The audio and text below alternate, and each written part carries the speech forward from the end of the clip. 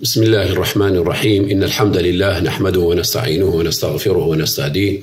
ونعوذ بالله من شرور أنفسنا ومن سيئات أعمالنا، فمن يهده الله فلا مضل له ومن يضلل فلا هادي له، ونشهد أن لا إله إلا الله وحده لا شريك له، ونشهد أن محمدا عبده ورسوله صلوات الله وسلامه عليه وعلى آله وصحبه ومن تبعهم بإحسان إلى يوم الدين. برزان عزيزان لين خدمت أوي برز لا خدمت بابات شي زوزون جرينج أويش باباتي الرياء كواتا يعني شتك أجر كردويك عملك بكي بو دل صوزي بو خواي جبران نبيت بالكو بو ما بس تربيت جابويا كدلي بابتي الرياء باز بكريت كبابته شي سلبية دي بيتوانكي إيجابية كي تدا باز بكين براستين بيتوانكي كأويش إخلاصا ودل صوزيا يا كم جا بيناسيك وكرتيك لسر إخلاص ودل صوزي بازكين إنجا دوادين سر رياء يعني خطر وترسناكي الرياء سلمة ترسيدارة لسر إنساني مسلمان وكردوكاني برزان بأخوائك بين يكم جا باسي دل صوزي بكين بيناسي دل صوزي تيا خد إخلاص وكو علماء دلين تجريد وقصد التقرب إلى الله تعالى عن جميع الشوائب. تجريد قصد التقرب تنيا بباچي أو تقرب يعني خوني ذكرنا ولا پروردگار لخواي قوراء بشوازك تجريد بكي الرود بي أو كردوا أو عملي كديكي لهمو بيسو بوخلق باكو خاوين دلسوس بو الله بي سبحانه وتعالى. هيج بشي تري تيدا نبي بو سمعو بو رياو بو باسكدنو بو يعني اوشتاكاني تر ياخد دالين إخلاصية إفراد الله تعالى بالقصد في الطاعات. إفراد الله تنيا خواي قورا ما بس تدبيت كسيتر ما بس لقلت هذا نبي لو برسشنو لو طاعته لو جرايل بوني أمري خواي قورا واتاي شترها يعني بناسي شترها دا فرمتي نسيان رؤية الخلق بدوام النظر إلى الخلق خالق. نسيان رؤية الخلق همو خلق مخلوقاتك لبشر بني آدم ولهمو مخلوقاتك يعني بجيب خي لبيري بكي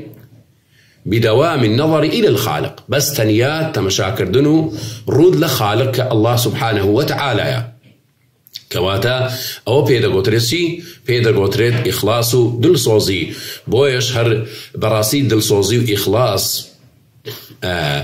شتكا هموتينا كان بيويسي بيا زانايان بيويسي بيا خويندوار بيويسي بيا نخويندوار بيويسي بيا عابد بيويسي بيا زاهد بيويسي بيا همو چينا كان بلكو لبانا علمايان لهم خلقك زياتر بيويسيان باتشيا بموضوع دل صوزي وإخلاص چونك موضوعك زور كارترسناكو خطر وقوريا أو كردواني دكي أقر دل صوزي وإخلاص تنيا ما بستكت بو الله نبي سبحانه وتعالى أو كردوا ليت قبول نابي بويا أخوائي قوري دفرمتين الذي خلق الموت والحياة بوتي ليبلوكم أيكم أحسن حملا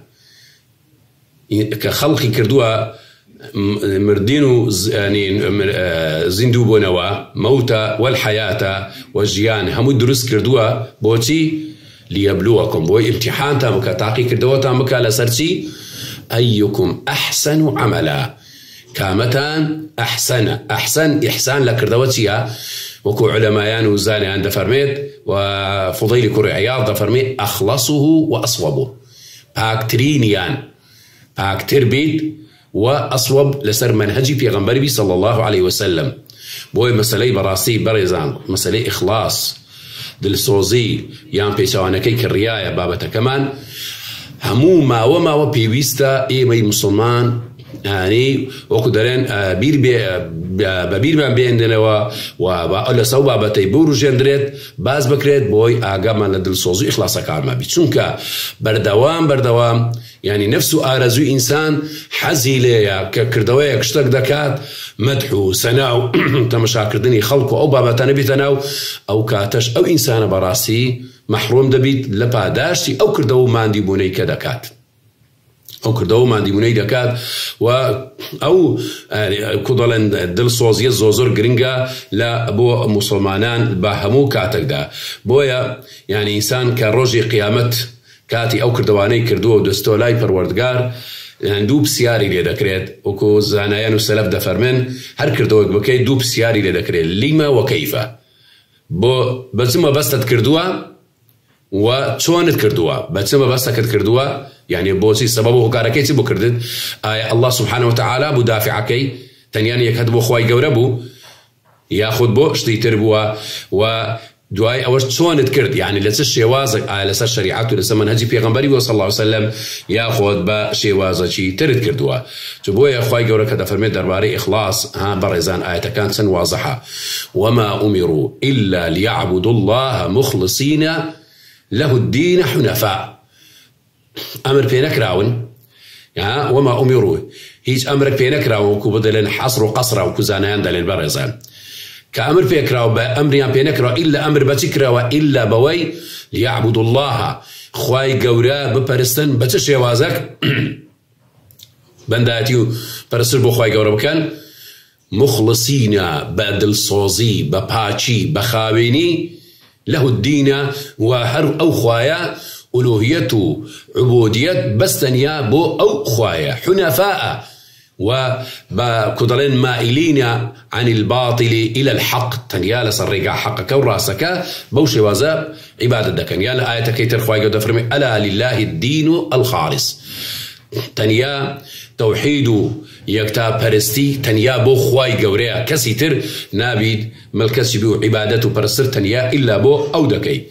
فرموديك لسر أو بابتي برئيزان نبي جزوزو جرينجا بو مسألي دل صوزو إخلاص كو بيناسكو جرينجيو بابا تمام بو جوان رون دكاتوا أبي أمامي باهيلي دجريته ورزا ورحمتي خواهي قوري لسر بيدا فرميد بياو كاتلاي بيغمبر صلى الله عليه وسلم فرموي أرأيت رجلا غزا يلتمس الأجر والذكر ما له أي محمد صلى الله عليه وسلم أي بيغمبر اگر پیاوک بیت غزا و جهاد برزان یعنی بو اوی برز کردنەوەی دینی خوای گەورە اگر بیت مەبەستەکەی ئەوە بیت عیبادەت بی و هەروەها ئەجر و پاداش بی بۆ خوای گەورە بەڵام لەگەڵ ئەویش ذکر و یعنی مەدح و سەنا و خەڵک باسی بکەن وڵا پیاوەشی سوجاع و بەغیرەتە چی بۆ هەیە پێغەمبەر فەرمووی لا شەیئە أو بياو ديسان دوباره كردو قوتي أي بيغمبر چی بو هيا فرموي لا شيء له ديسان سيباره كردو قوتي چی بو هيا فرموي لا شيء له دواي أو فرموي إن الله لا يقبل من العمل إلا ما كان له خالصا وابتغي به وجهه خواهي قورا هيس كردوية قبولناك بورا إلا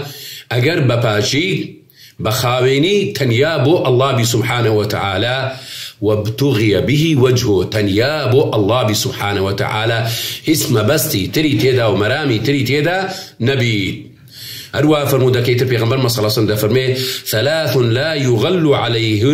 عليهن قلب مسلم سيرشد هيا أبدا يعني نابيت لوس اشتي تري لقلتي قلبي لا يغل عليهن قلب مسلم ناوضلي مسلمانان نابي اشتي تري قلبي دي بباچي بي بو خواي گورا اويتيا اخلاص العمل لله دبي زور بباچي بي نابي اشتي تري قلبي لا خلط وخال ولا اشتي بيسو بوخل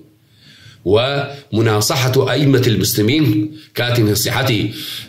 بيشواي مسلمانان وسركردي مسلمانان وخليفي مسلمانان وسروشي مسلمانان دكي تبي بشوازك بنهيني أو بكي بس تنيام بس تخواي قوربيتو وشتيتر نبيت وهروا أو يترشيان لزوم جماعة المسلمين كاتي لقل جماعة مسلمانان المبسط إلا يعني بو خواي قورو وسرخصني ديني خواي قوربيت كأو براسي زوزر جنجا مسائل إخلاص بويا إخلاص دل صوزي زور جار هي بريزان عاداتي دكات عبادات مثلا أتو نستنى بو أو يبقى قوة بو عبادتي خواي جورا وذكري عبادتي خواي جورا بكي خواردنا كدي خوايا وخواي جورا لود بعبادات دنيسيد بو إخلاص وبدر صوزي بويا وكو صحابة كان دانغوتي دايقود درباري يعني حتى يعني لا أكو دايقود أمن أجر كاتي كدخوم أحسب نومتي كقومتي أمن كاتي ك يعني دخوم وكو كأنما شون يجي دكم بوشي وازا احتسابي أجري دكم بوي إنساني جيرو عقل بريزان لو أنا لكر دويك ديكات كوملك نيتي لي دينيت ئینسانی بەتابەتی زانا و عالم زۆر خێری گەورەی دەگاتێ بەڵام هەیە ئینسانی جاهلیش یعنی خێرێکی کەمی دەگاتێ بۆ نمونە یەکێک دەوێ بڕواتە مزگەوت دوو کەسمان هەیە یەکێک دەوێ بڕواتە مزگەوت ئەوەی نوێژێ عیبادەتی بکە چەند نیەتەشی لەگەڵە یەک لە نیەتەکانی ئەوەیە کە دەڕواتە نوێژ و عیبادەت دەکات ئەوە یەک لە نیەتەکان نیەتی دووەم دەڕێت دەچم خێری جەماعەت زۆر گەورەیە 25 و 27 دەرەجەیە ئەوە دوو خێر يعني دل نيته شديدة دل لوانا لو شوينين يوجد كم خلق كبي جاهل بين نفهم بيدي أخو غلطك اشتك دكات أمر بتاعكوني لخرابة بكاتو ونصيحته أموجاري بكا أوش نيته شيتر تمشى يكم النيتك يكم العادة باداشي جورا بواسطة أو نيته بدس ديني بلا ميخجي بس تنيا بل دس نيجي كده كم طاو لسرهم أداء كم أو خيركم ترى لو كان أو كم النيته لك خوي ديني برزان كواتا يعني جوري نيتو باك بوني نيوتو نيتي جورا زور تأثيرو كاريگري هيا لسر كردو كان إنسان زور جار هيا كردوه چي زور جورا دكي بلام نيتكي تواونية بوصل دبي تواو ياخو خيركي كما يعني كردوه چي زور بسيطة دكي بلام نيتك زور باك لكن خواي جورا أو سيكسي كوا خواي جورا پیغمبر صلی الله علیه وسلم که باسیان دکات که نو اشکوتکی بلن لیان داخرابو اوی که ساکی لگه دایکو بابی کردیا اوی تریان لمساله زینا و خرافه لقل خزم کسکی خوی و اوی تریان که لسر مسالی امانتو او مرو مالاتی که يعني كودلن بخيوي دكردو حتى صاحبو خاونكاتو دايوا فرمويان گوتیان چی خواه اگر اوم بپاچی بوتو کردوا درگای او اشکوت مالی بکی و خوای گورت چون درگای لیکنو لبروی زور پاک بوا ایتر او پاداش کشی زور گوریا کواتا برزان مسائلی نیت زور مهمه كوا إيشا كان من لخواي جورا قبولي بكاتو ولي بقري إستا أوجا دينا سر مسائلي الرياو ياخد يعني أو كردواني كإنسان دكات بستكي تيدا الرياو سمعته أو يخلشي بيت أو بابزاني سن خطر سن ترسناكا طبعا لا قرآن والسنة زور بالجو دليل هاتوا كوا مسائل الرياض زور ترسناكا والزمي كردوا زور خطر وترسناشيو وزرر وزياني با ايمي مسلمانا اقدار كديتوا ولا قرآن والسنة بونو منا خواهي قولي فرميد بسم الله الرحمن الرحيم فويل للمصلين الذين هم عن صلاتهم ساهون الذين هم يراؤون ويمنعون الماعون تمشاي الرزان سنتر سناكا ويل علماء دلين شوينك كورتك لناو جهنم بوشيا للمصلين كبر عبادتك فرزك ركن شيء ثامت جيبدك بلامتيا بو أو شخصيك الذين هم عن صلاتهم ساهون يعني كضلال أجاي لنيوجكي نيا سهو دكا لنيوجكي يعني نيوجكي بريكو بيشيناكا فكري لسن يوجكي نيا دلي لسنيا غلطي دكا وأدائي تيدا بجواني ناكات بو چونك الذين هم يراؤون أو أنا بريادة كين بو سمعة لبرتاوي خلق هول دا زوجار حياة أو ندن يوجكي ريكو بيكو بجواني بكات بلامكاتي لمالي البتنياء حر لكولي دكاتوا أو سن خواي قورا يعني وشيار وقدارك نوع عذابو سزايشي سن سختي بو أو نوع كسان داناوا كوا أبو الشيوازا عبادته وطاعتك كان يجيشا دكات بويا أخوي قرد فرمي فمن كان يرجو لقاء ربي فليعمل عملا صالحا ولا يشرك بعبادة ربه أحدا هديك ديوب لقاء أخوي قرد بقات يرجو لقاء ربه فليعمل عملا صالحا با كردوجي صالح سيا كباباتشي بيت بس تنيا بو أخوي قرد بي بريكو بيشي بكا ولا يشرك بعبادة ربه أحدا هاو باش نبي الشريك نبي لقال خواي قورا لو كردوا عمليك ديكات تنيا بو الله بي سبحانه وتعالى بويا بيغمبر ما صلى الله عليه وسلم دفرميت سيك قدار ما دكاتو لمثل الرياء دفرميت أنا أغنى الشركاء عن الشرك أمن دوال من ترين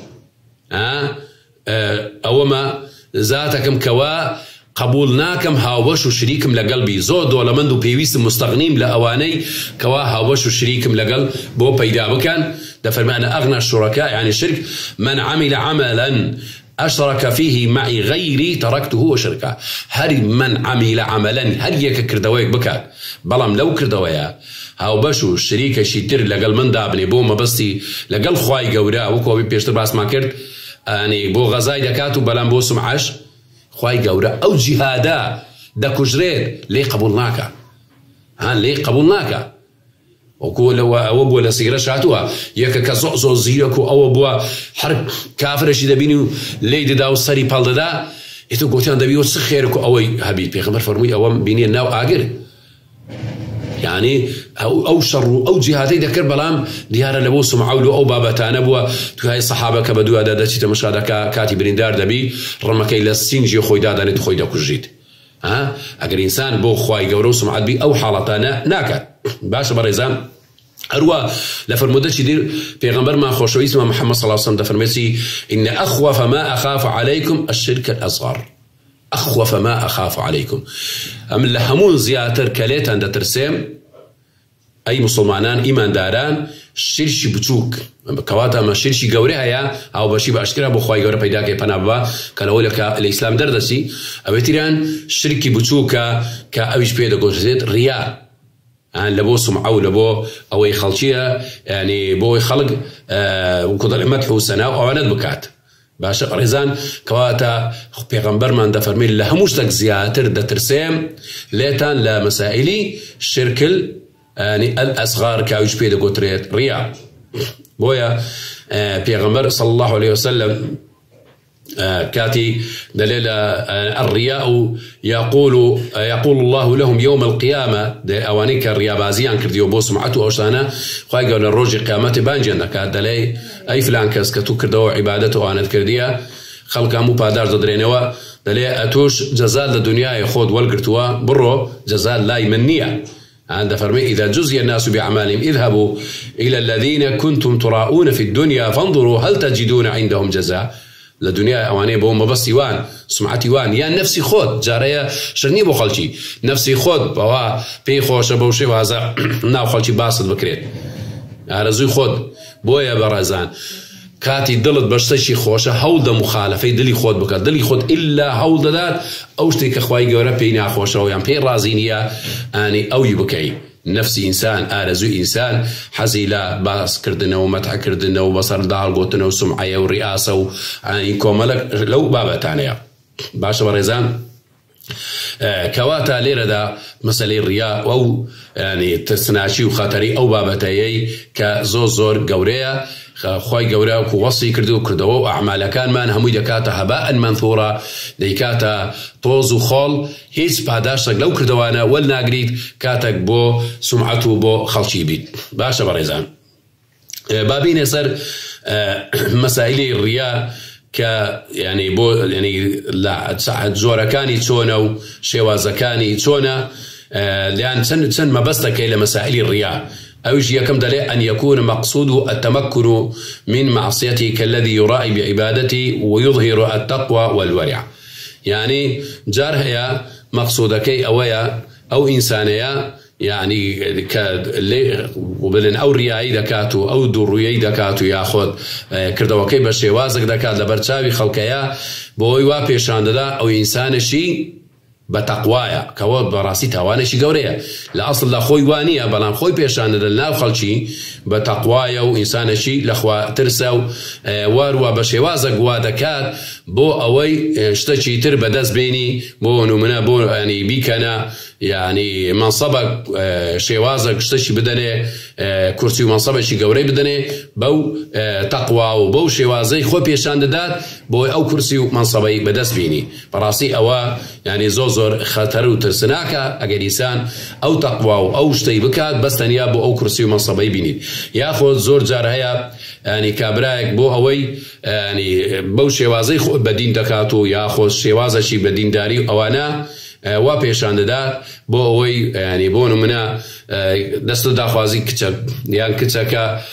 بو داخوازي كرك أو دكا بشوازة خوي بنا منقبة دكات باشا بۆی داخوازی بکرێت بەتابەتی ئەو ڕۆکە مثلا ظروفی ئەوڕۆ هەموو خەڵک بە عوام یعنی عوامەوەش بە دینداریش نەبی حەزیان لە ئافرەتی دیندارە و پۆشاکە و ڕێک و پێک بی و جا هەیە لەوانە ئەسڵی خۆی پۆشاک نەبی یان قەناعەتی پێ نەبی بەڵام بۆ ئەوەی زەواجەکەی لۆ تەرتیب ببیت لۆ ئەو مەبەستەی نە قەناعەتی بە فەڕەدێتی ئیجاب و جێبەجێ بکە بە هەمان شێوەش لە گەنجیش گەنج ینی زۆر جارای بۆ خۆی دیندارێکی وانە بەڵام خۆی بە پێشان دەدا دیندار بۆەوەی چی ئەو کچەی دەخوازی زۆر دیندارە هەلی بخەڵەتێنی بەو شێوازەی ڕازی بیت و قبولی بکات بەڕاستی ئەوانە ینی هەندێک مەرامن ینی ئەوانە مەرامی ڕیاییە ئیتر ئەو کردوانەی کە دەکات ینی بۆ ئەوەی ئەو شتانە بەدەست بێنی ئەوە هۆکار و سەبەبەکانە یاخۆت جاریش لا يقصدان نيل حظ وإدراك مال أو نكاح لكن يظهر عباد خوفا من أن ينظر إليه بعين نقص يعني جاري تكردويك يعني أو أواني دكي لو أوانية مدحو سنابيت ياخذ يعني لو أوانية مالك بدس بيني يعني جنك خيزانك أو كتك بدس بيني وماري بكي بلام بوشي وازن أو كيدك خلق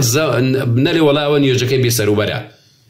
لبر ترسي خلشي لترسي خلشي عبادتك أو كيدك أيام بروجي دبي لترسي خلشي بروجي دبيت ولما والله يعني أو كابرا شو بروجو مثلا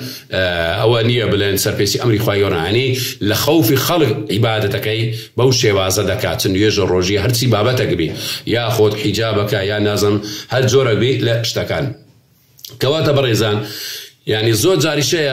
يعني الرياء ببدن دكري بجسم جاري شيء بزوج وبرجو بو بابتانه دكري بهيئات يعني شوازي الرياء زوره مثلا بونو من ببدن بجسم صند الرياء كبرا خوي ضعيف وكزو رنگ زرد واوانا بيشان ددنا خالشي سري خوي اوار نيت اخوار بو بلا والله بلين كبرا ما شاء الله تن الاخوات ترسو سن ضعيفه وزاهد وعابده او بدل الرياء بدني بريزان زوزر خطر ترسناك وكل صوفيا كان عندك اوانيك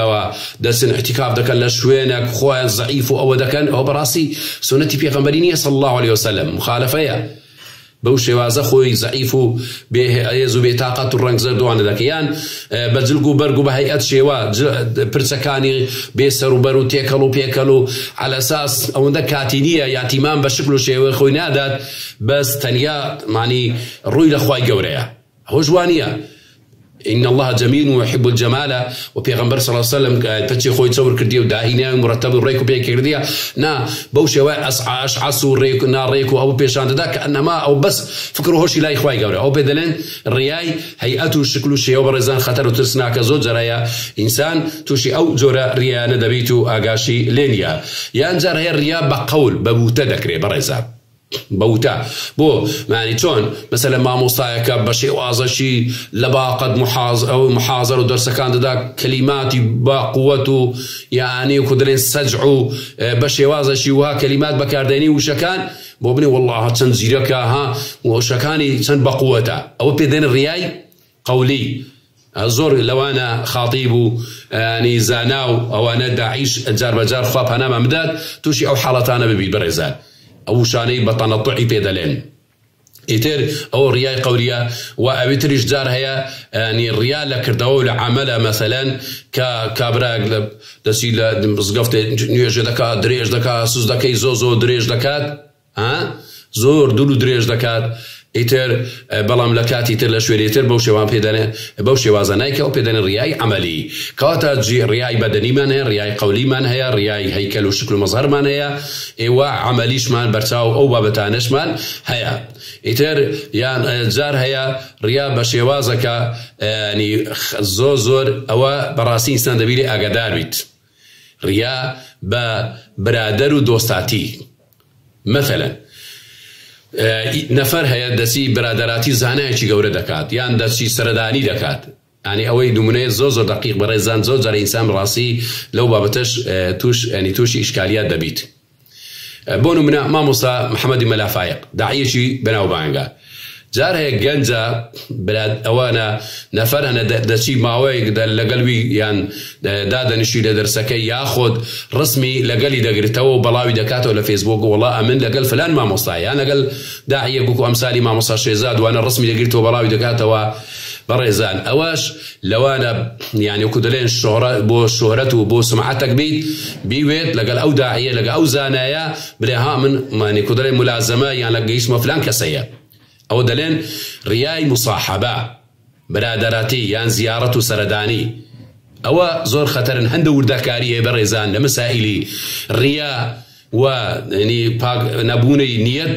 زۆر خەتەرە. بەڕاستی هەموو کەسێک لەوانە لە وردەکاریە ئاگای دێنیە و کردەوەکانیشی پوچەڵ دەبیتەوە یان کز و لاواز دەبیت و لە لای خوای گەورە خێر و پاداشی وەرناگری. خوا پانامامەدا. بۆیە یەک لە زانایەکان دەفەرمێت چی بەڕێزان لەسەر قەزیە ڕیا کە زۆر خەتەر و ترسناکە یان پێچەوانەکەی دڵسۆزی خلاصی دەفەرمێت چی؟ تەخلیص النیات في الأعمال،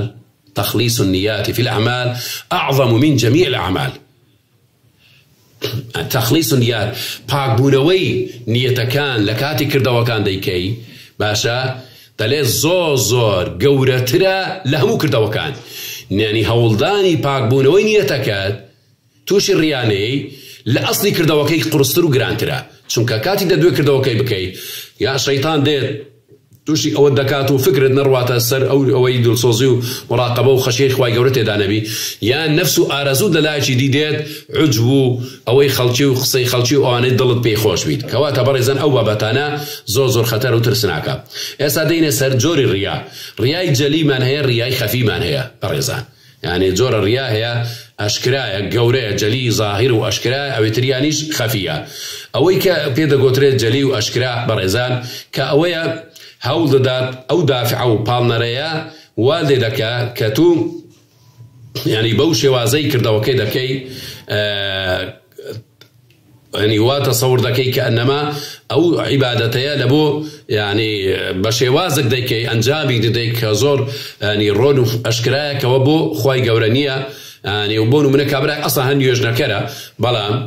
کاتی تێکەڵ دەبی لە تازیەک و مناسەبەتەکە دەچیت لەگەڵ چاوی ئەو خەڵکەی نوێژەکەی دەکات. یعنی هەندە سەرکردە و قیاداتی کوردیمان هەیە ئەسڵەن هەر نوێژ نەکەرە، بەڵام کاتی کە دەستە سیاراتی مسلمانان و جیانیان بە تازیە مناسبەتەکە واقعەکەی واڵ دەکەویت کەوە لەگەڵ دەبی ناچارە نوێژەکەی بکات. ئەوە ڕیای جەلیە زۆر ئەشکرایە لەبەر چاوی هەموو خەڵکە دەزانن کە لە بۆ خاطری خەڵکەکەی بۆ خۆی ئەسڵی خۆی نوێژ نەکەرە. ئەویتریان ڕیای خەفیە بەڕێزان کە شاراوەیە، یعنی بە شێوازێک ئەو ئینسانە ئەو عیبادەتە دەکات ئەو دەڵێن لەناو ئەو خەڵکە ئینسانیش مسلمان اعتیادیە، بەڵام ئەوە دەکات پێی خۆشە باسی بکەن، یان دەڵێن وەڵا نوێژەکە جوان بووە، یان شێوازە و هەیئەتەکە و جلگ و بەرگەکە و بە شێوازە پێشەندا ئینسانێکی متەقی و بە ئەوەیە بە زاهیرەکەی وانییە قودی ڕازاهیرەکەی ئینسانێکی دڵسۆز و مخلصە، بەڵام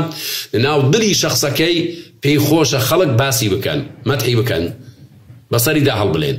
ئەوە زۆر خەتەرە بەڕاستی. ئەوە ئەو کاتەی وەی لێ دەکات کەوە ئەو تاعەت و ئەو عیبادەتانەی بەڕاستی لێ قبول نەبیت. ئەدی ئێستا ینی کۆتا ئەوە خاڵ بینە سەر مەسەلەی ئەوە چارەسەری ئەو ڕیا چییە کە زانیمان ڕیا ینی کرد ئەو عیبادەت و ئەو شتانەی کە ئینسان دەکات بەڕاستی ینی گەر مەبەستەکەت ئەوەیە یعنی بۆ سمعەت و خەڵک و باسکردنە و یا خۆت پێشاندان بە شێوازێک شتە دنیایی بەدەستبینی، کورسیە، مەنسەبەکە، ماڵەکە، پۆستەکە، بە شێوازە خۆ پێشاندەی کەوانە هەموو ڕیابازیە بەڕاستی زۆر خەتەر و ترسناکە، یان لە کردەوە عیبادەتەکانت کە دەیکەی بەڕاستی بۆی خەڵک باست بکات و بە شێوازێک دەیکەی خەڵک بەسەردا هەڵبڵێت. چارەسەری ئەو کێشانە چییە؟ بەڕاستی یەکەم شت دەبی سزایەکەی بزانی و بەروبوومی ئەو ڕیایە کە وەدێ دەکات کردەوەکانت پوچەڵ دەکاتەوە. ئەوە لەبەر چاوی خۆمەدا بنین زۆر خەتەر و ترسناکە. ئەگەر تو بچی بەوش نیەتەی بکەی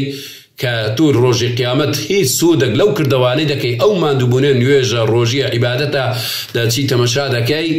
یعنی ئەو کردەوانە وا دەزانی بە قدر شاخ و سیا کردوتەوە، بەڵام کە چیش تەمەشا دەکەی هیچ نایدۆزیەوە. ئەوە لەبەر چای خۆت دابینێتکەوە کردەوەکانت بێسوود دەبیت و هیچ پاداشتێک لە خوای گەورە وەرناگرێت. ئەوە یەکە لە چارەسەرەکان کەوە لەبەر چاوی خۆت دابنێ ڕۆژی قیامەت سوود لێ وەرناگری. ئەوە خاڵی تریان ئەو لەزەتی ئەو باسکردنی خەڵکی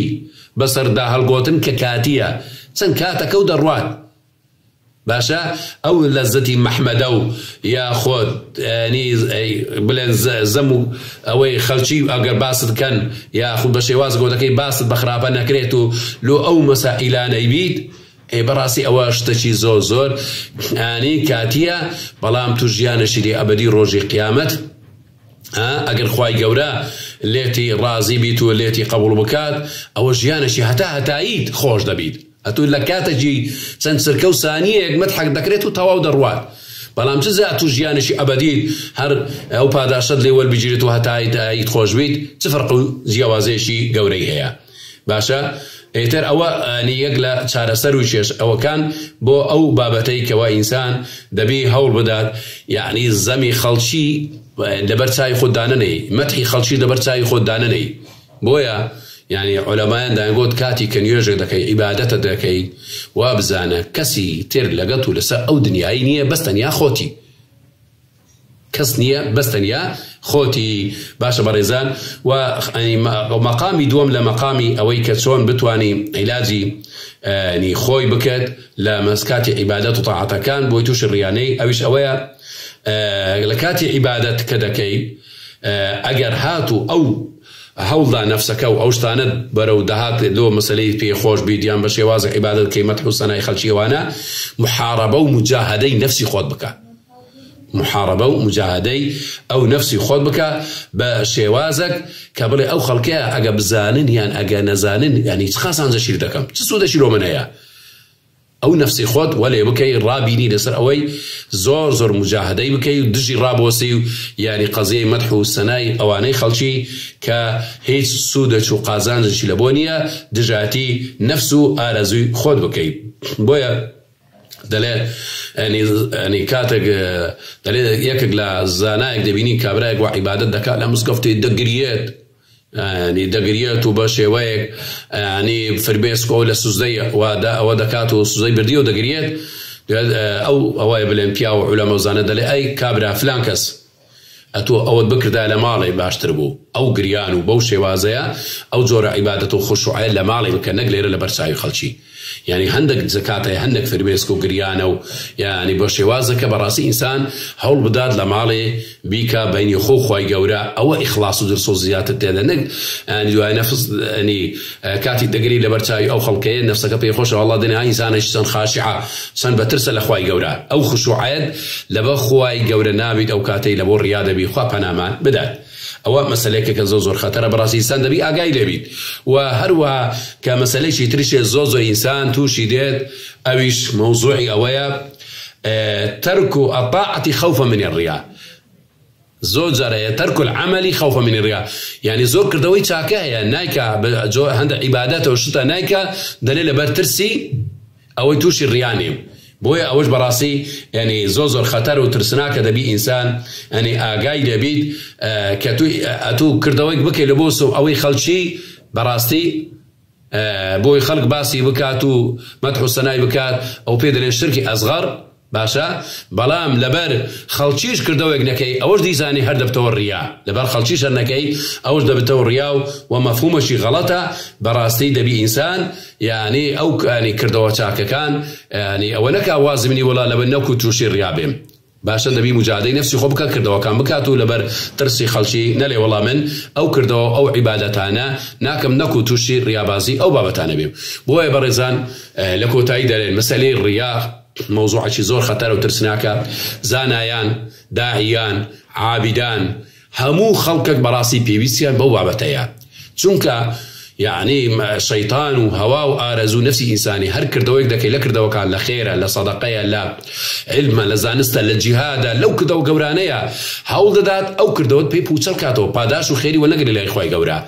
بوي حتى هول بدي مجاهدي نفسي خود بكي مجاهدي شيطان بكي أو كردو عملاني دكي تانيا مبسط ذاتي الله بي سبحانه وتعالى هيز خلقو مخلوقات لبرد ساوي دا نبيد بوي أو كردوانا بباكي وبخاويني خواي قورا لإنساني والبقريد لكو تاي داوا دكين لخواي قورا طاعتو عبادة كالمان لقبول بكاتو وبابا باكي وبخاويني بو أو بيد وزود زاري شي إنسان دلي دعاية شي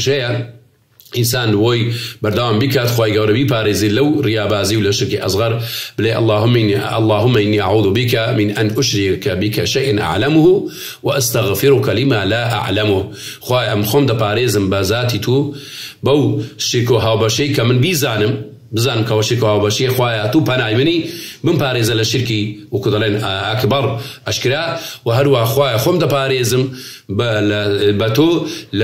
لشركك للرياء كمن أقام لينيا ونازانهم. خواهي قورة طاعات عبادتها مداك من قبولك. وصلى الله وسلم وبارك على نبينا محمد وعلى آله وصحبه أجمعين.